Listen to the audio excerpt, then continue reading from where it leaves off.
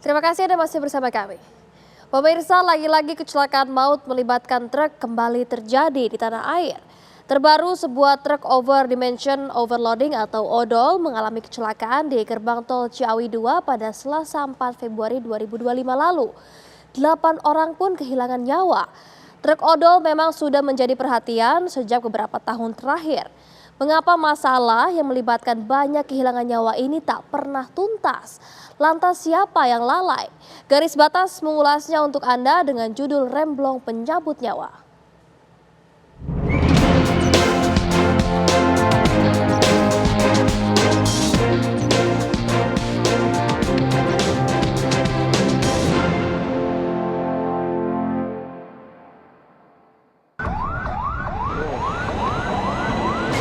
Kecelakaan gerbang tol Ciawi, remblong. Tuh banyak.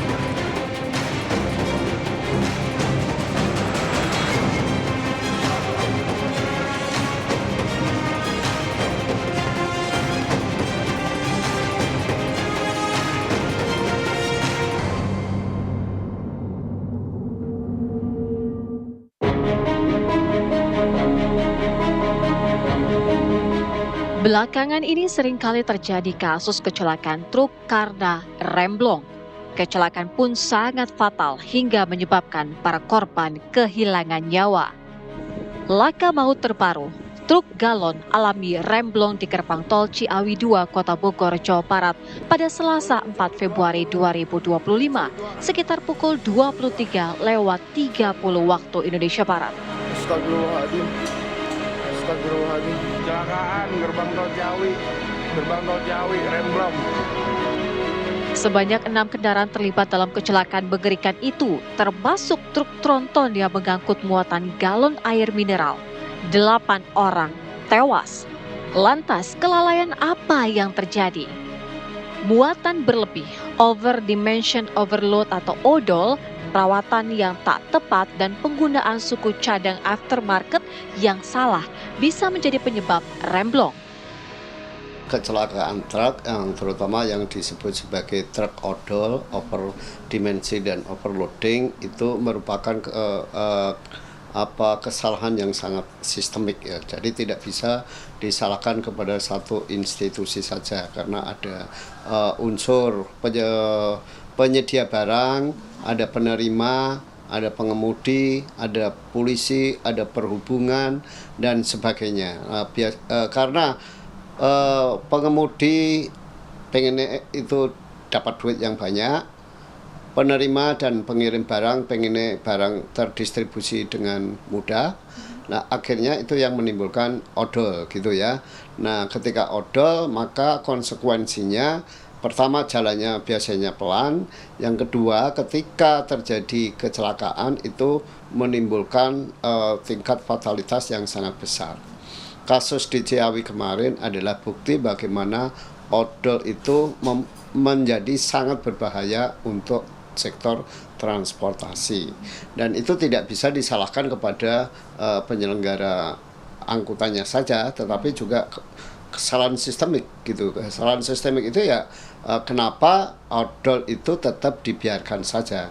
Kalau pemerintah punya komitmen yang besar untuk memberantas odol, maka kasus itu nggak akan terjadi gitu. Karena yang saya sebut sistemik gini, kan kendaraan overdimensi itu terlihat di jalan, kendaraan overload juga terlihat di jalan, tetapi mengapa itu dibiarkan? Jadi ada semacam pembiaran. Nah, pembiaran inilah yang bagi saya merupakan kesalahan sistemik. Kalau pemerintah tegas ketika melihat ada truk yang melebihi dimensi atau melebihi kapasitas overloading gitu ya, maka mestinya penegakan hukumnya harus tegas. Ketika penegakan hukumnya tegas, pasti masyarakat itu akan jera, sehingga dia tidak akan mengoperasikan kendaraan-kendaraan yang odol gitu. Tetapi karena tidak ada penegakan hukum yang jelas, maka ya sudah, masyarakat dengan seenaknya mereka mengoperasikan truk-truk odol. Dan kasus di Ciawi itu adalah bagaimana menunjukkan bahwa tidak ada kontrol yang serius terhadap kendaraan odol itu.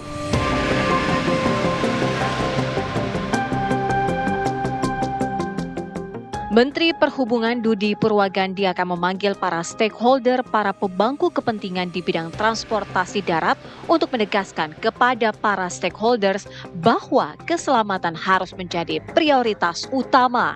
Kementerian Perhubungan sangat berharap bahwa hal-hal seperti ini bisa dicegah, dan kami juga tidak bosan-bosannya akan menyampaikan kepada seluruh stakeholder untuk memperhatikan betul faktor keselamatan dari para pengguna jalan, tidak hanya pengguna jalan kendaraan besar tapi juga kendaraan yang lain.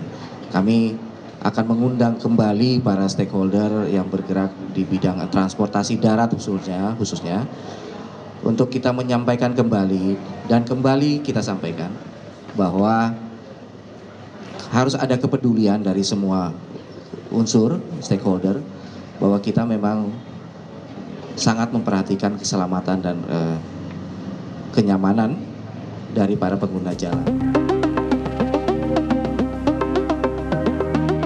Dirlantas Polda Jawa Barat berkolaborasi dengan Komite Nasional Keselamatan Transportasi atau KNKT dan Dinas Perhubungan Kota Bogor memeriksa bangkai truk yang mengalami kecelakaan di pintu tol Ciawi. Truk yang diketahui merek Uno ini pun diperiksa satu persatu bagian-bagian yang telah rusak terbakar oleh ATPM atau agen tunggal pemegang merek. KNKT, Dinas Perhubungan dengan Satlantas Polresta Bogor Kota, serta Dirlantas Polda Jawa Barat. Selanjutnya pemeriksaan menggunakan alat tertentu yang ditarik dari TKP di kilometer 41 sampai kilometer 45 untuk mengetahui bagaimana kondisi truk, apakah sudah mulai ada indikasi kerusakan atau tidak. Sementara dari data itu memang ada overloading ya, bahkan sampai 2 kali lipat kalau nggak salah tuh. Nah, ini baru kami tampung data itu, dan hal itu bisa memungkinkan terjadi. Artinya pengemudi pada saat melakukan pengereman membutuhkan jarak yang lebih panjang, karena jarak pengereman itu kan berbanding lurus dengan massa dan kuadrat kecepatan. Jadi kalau dia menggunakan gigi tinggi, kemudian massanya 2 kali lipat, jelas jarak pengereman yang dibutuhkan juga lebih panjang. Nah, itu kan bisa jadi terjadi. Validasi kecepatan truk pada saat melakukan menabrak itu sebenarnya kecepatannya berapa. Di situ kita bisa akan punya gambaran sebenarnya posisinya gigi berapa, apakah dia masuk gigi atau netral atau apa, kan kita bisa tahu.